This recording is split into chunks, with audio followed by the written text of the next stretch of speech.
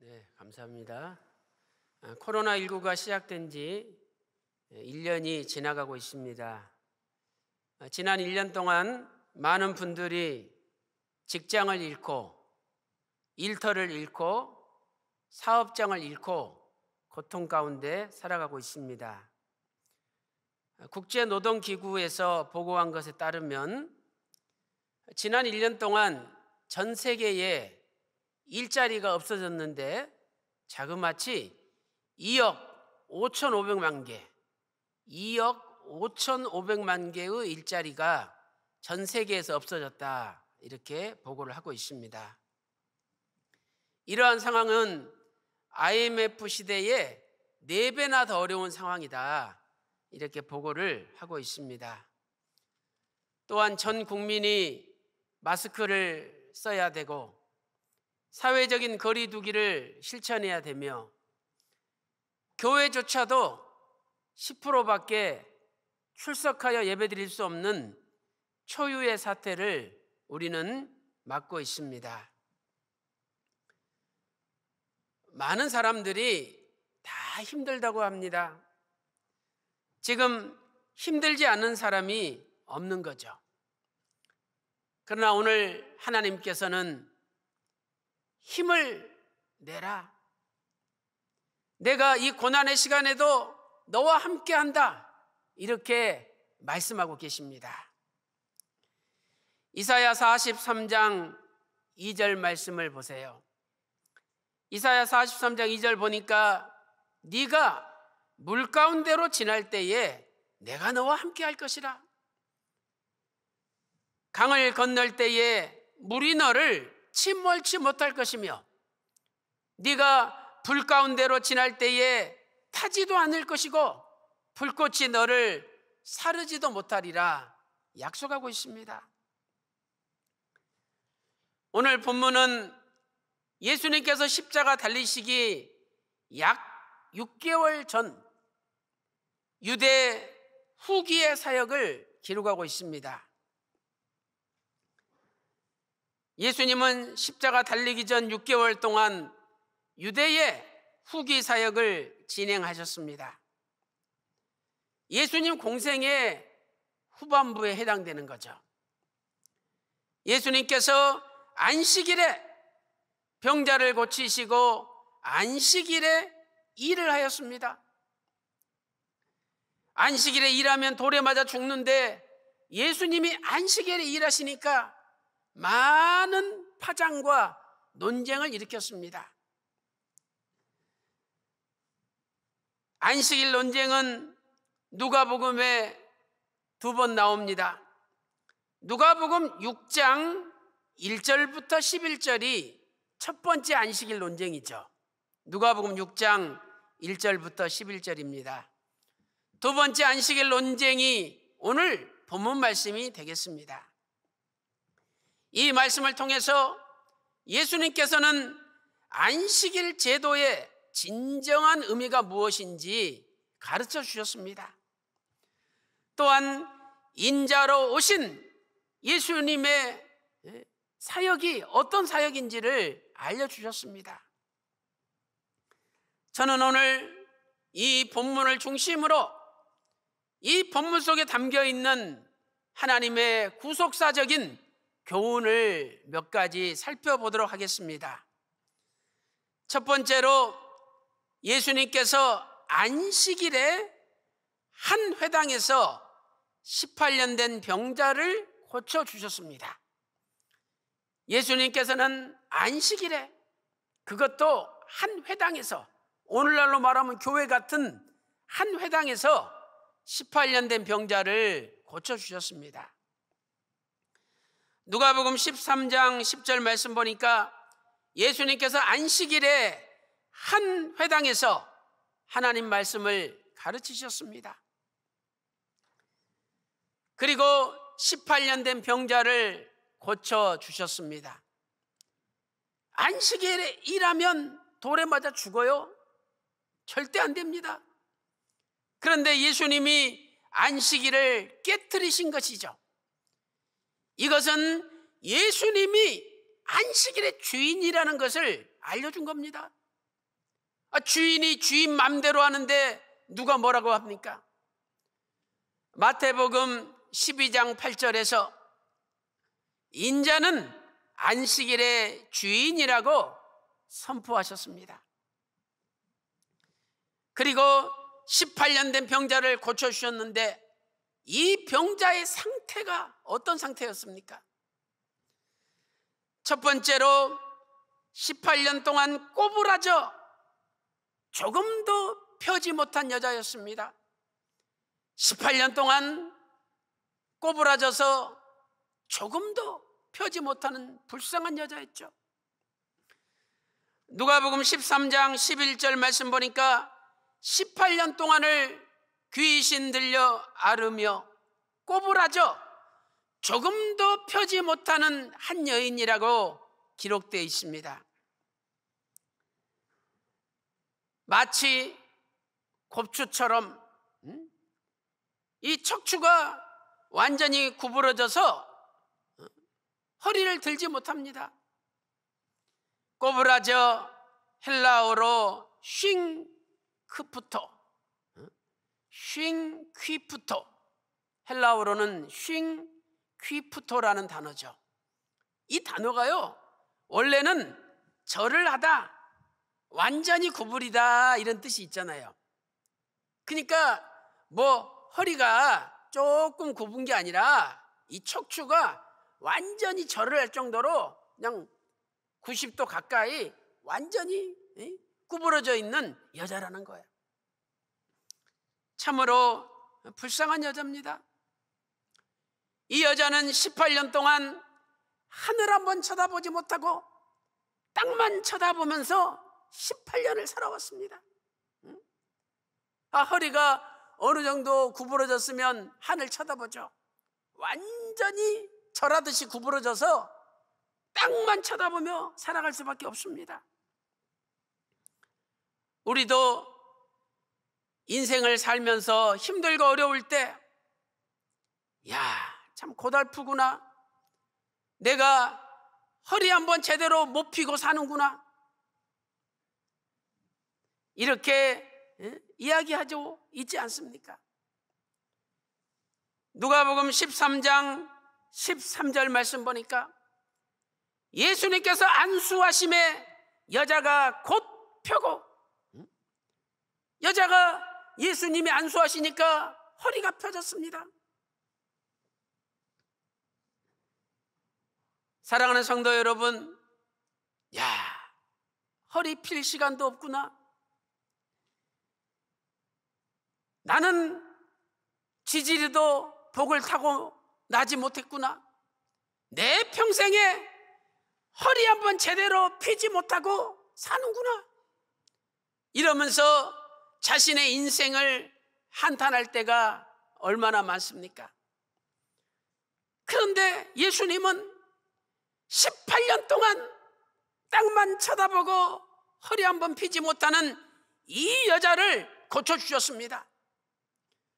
오늘도 그 예수님께서 허리 한번 펴지 못하고 사는 우리의 험난한 인생도 고쳐주실 줄로 믿습니다.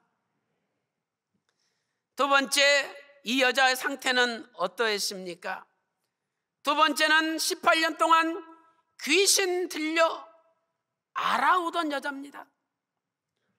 허리 못 펴는 것도 힘든데 귀신 들려가지고 알아왔습니다. 누가복음 13장 11절에 나와 있죠. 18년 동안 귀신 들려 앓으며, 이 귀신 들렸다나, 이것은 귀신이 이 여자를 소유하고 있다, 완전히 붙잡고 있다는 뜻이에요. 헬라어로 에코, 소유하다, 붙잡다 이런 뜻이죠. 완전히 귀신한테 사로잡혔습니다. 누가복음 13장 16절 말씀 보니까 사단에게 메인바 되었다라고 표현되어 있죠. 메인바, 헬라어로 데오, 이 데오는요, 끈으로 밧줄로 꽁꽁 묶는다는 뜻이에요. 그러니까 마귀가, 악한 영이 이 여자를 밧줄로 꽁꽁 묶어가지고 평생 허리 못 펴고 병치레하면서 살게 한 겁니다. 누가복음 13장 11절에 앓으며, 이것은 몸과 마음이 병들어서 힘이 없고 연약한 상태를 나타내는 거죠.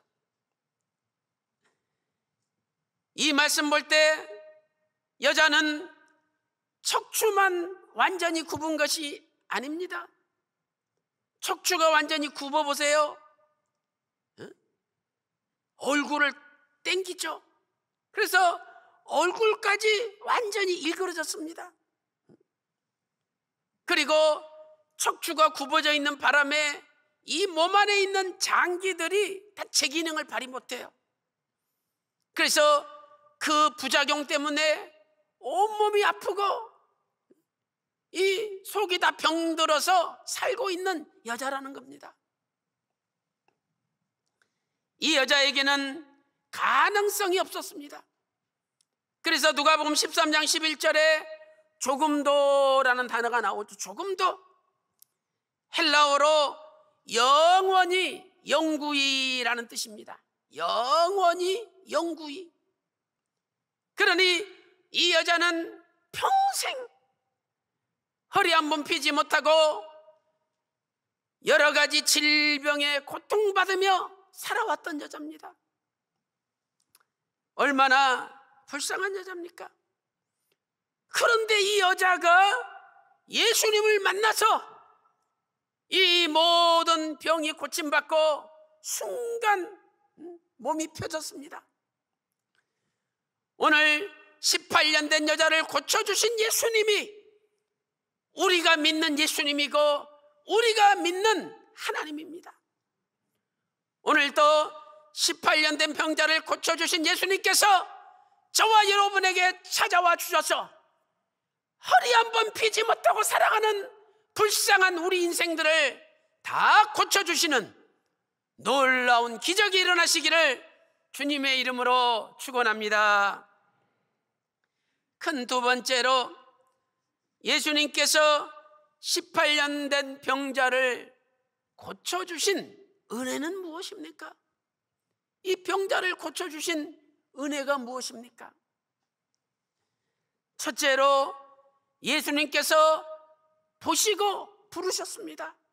이 여자를 보시고 부르신 거예요. 이 여자는 회당에 앉아 있었습니다. 오늘날로 말하면 교회죠. 그런데 회당은요, 상좌라는 게 있어요. 상좌, 높은 좌석.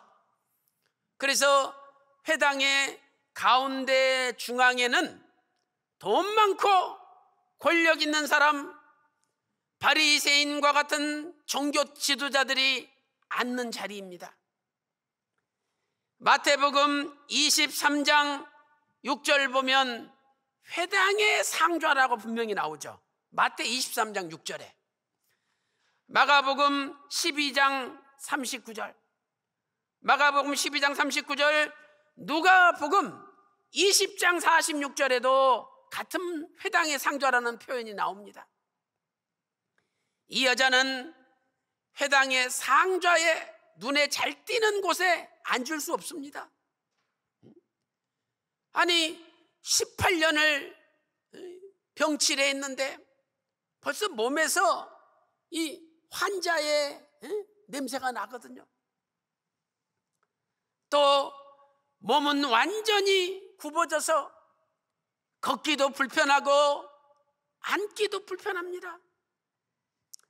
어쩔 수 없이 이 여자는 다른 사람들이 앉지 않는 저 회당의 구석에 앉아 있어야 합니다. 또는 회당의 기둥 뒤에 보이지 않게 앉아 있어야 했습니다. 그런데 예수님께서 그 여자를 보시고 부르신 겁니다. 예수님의 눈은 7눈입니다. 모든 우주 만물을 꿰뚫어 보시는 눈입니다. 예수님의 눈은 자비의 눈이요 창조의 눈이십니다. 회당에 수많은 사람들이 앉아 있는데 저 보이지 않는 구석에 웅크리고 앉아 있는 이 여자를 예수님은 보셨습니다.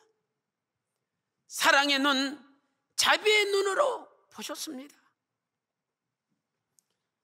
누가복음 13장 12절에서 예수께서 보시고, 예수님이 보셨대요. 여자의 고통을 보시고 눈물을 보시고 아픔을 보시고 병들어 괴로워하는 것을 보셨습니다. 그리고 이 여자를 예수님 앞으로 부르셨습니다. 이 여자가 예수님께 먼저 와서 예수님 내 병 좀 고쳐달라고 애원하지도 않았습니다. 이 여자가 예수님께 눈물 흘리며 질질 짜지도 않았습니다. 그런데 예수님이 먼저 보시고 먼저 부르셨습니다. 이것이 예수님의 먼저 사랑이죠. 사랑하는 성도 여러분, 오늘도 주님께서 저와 여러분의 고통과 아픔과 눈물, 병들고 괴로워하는 것, 마음이 너무 심란하고 찢어져서 힘든 것 다 보고 계십니다. 오늘도 그 주님께서 저와 여러분을 보시고 조용히 우리를 불러주시는 은혜가 있기를 소망합니다. 두 번째는 내 병에서 놓였다라고 말씀을 선포하셨습니다. 내 병에서 놓였다. 누가복음 13장 12절 말씀 보니까 여자여 네가 네 병에서 놓였다 말씀하셨습니다. 우리는 이 순서에 주목해야 됩니다. 예수님께서 먼저 안수하시고 네 병에서 놓였다라고 말씀하신 것이 아닙니다. 예수님께서는 네 병에서 놓였다라고 먼저 말씀하시고 그 다음에 안수를 해주시자 이 여자의 구부러진 것이 펴졌습니다. 놓였다. 헬라어로 아폴리오. 이것은 자유롭게 하다, 구원하다는 뜻입니다. 이 여자가 귀신한테 꽁꽁 묶여 있었던 것을 예수님이 풀어주셨다는 거죠. 표준 세번역에서는 너는 병에서 풀려났다 이렇게 번역하고 있습니다. 현대인의 성경에서는 네가 병에서 해방됐다 이렇게 번역하고 있습니다. 얼마나 감사합니까? 오늘 우리도 예수님께서 꽁꽁 묶여 있는데, 병에 묶여 있고 마귀에게 묶여 있고 절망감에 꽁꽁 묶여 있는데 예수님께서 풀어주실 줄로 믿습니다. 예수님께서 안식일에 병을 고치시자 회당장이 분노를 터뜨렸습니다. 누가복음 13장 14절 보세요. 야, 병 고치려면 6일 동안 고치지 왜 안식일에 병 고치느냐? 화를 냈습니다. 15절에서 예수님께서 외식하는 자들아, 아니 너희가 안식일에 소나 나귀도 물 먹이려고 풀어주지 않냐? 하물며 16절에서 18년 동안 사단에게 매인받은 저 불쌍한 영혼을 내가 풀어주는 것이 뭐가 잘못됐느냐? 예수님께서 말씀하셨습니다. 18년 동안 마귀에게 매였는데 예수님이 풀어주셨습니다. 예수님은 묶인 것을 풀어주시는 분입니다. 우리가 지금까지 병에 묶여서, 가난에 묶여서, 두려움에 묶여서, 우울증에 묶여서, 또 열등감에 묶여서, 실패와 좌절감에 묶여서 살고 있지 않습니까? 그러나 예수님은 묶인 것을 풀어주시는 분이에요. 오늘 또 기도하세요. 주님, 18년 된 여자를 보시고 부르시고 묶인 거 풀어주신 것처럼 나를 보시고 나를 부르시고 내 묶인 것을 풀어주십시오. 이렇게 기도할 때 반드시 기적이 일어날 줄로 믿습니다. 오늘도 18년 된 병자를 풀어주신 주님께서 찾아와 주셔서 저와 여러분의 모든 묶인 것에서 해방시켜 주시기를 주님의 이름으로 축원합니다. 큰 세 번째, 고침받은 자는 어떻게 살아야 합니까? 고침받은 자는 어떻게 살아야 할까요? 첫째로 하나님께 영광을 돌려야 합니다. 이 여자 보세요. 하나님께 영광을 돌렸습니다. 누가복음 13장 13절 말씀 보니까 안수하심에 여자가 곧 펴고 하나님께 영광을 돌리는지라. 아니 예수야, 오늘 안식일인데 너의 병을 고치느냐? 회당장이 분노했습니다. 반대하는 자들이 다 들고 일어났습니다. 그런데 예수님 말씀을 듣고 전부 이 마음의 부끄러움이 찾아왔어요. 그러나 예수님 지지하는 분들은 예수님 하신 일이 하나님의 영광스러운 일이라고 찬양했습니다. 누가복음 13장 17절 말씀 보세요. 영광스러운 일이라.